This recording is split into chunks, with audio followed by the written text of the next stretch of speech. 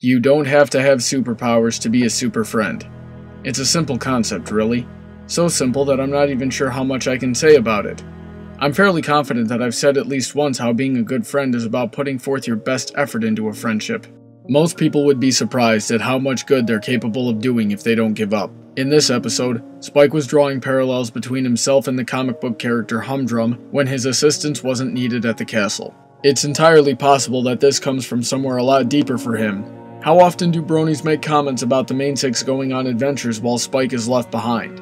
Even if that got turned around slightly with the Crystal Empire and Princess Twilight Sparkle, that probably is still getting weighed against the dozens of other times that he hasn't been included. What ends up making the difference in this episode is that Spike moves forward even though he thinks he's useless.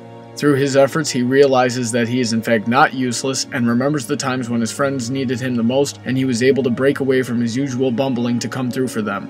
And with that newfound confidence, he was able to do it yet again.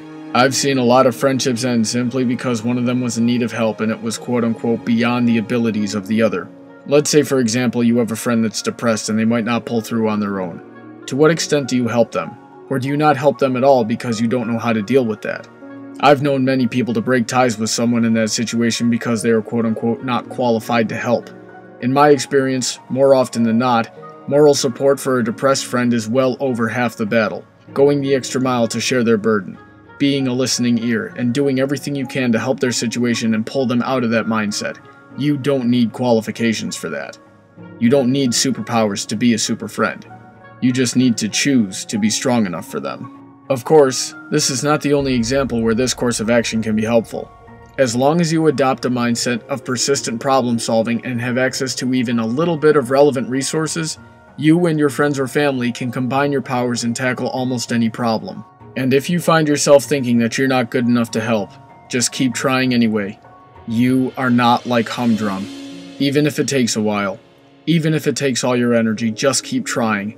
I promise that eventually, you'll see the good that you're doing and realize that you're capable of so much more good than you originally thought you were. And when that day comes, you'll never feel useless again, and being there for those you love will only become easier, thus perpetuating the cycle. And then maybe those who you've helped can go forward and do the same. And that's the moral of the story.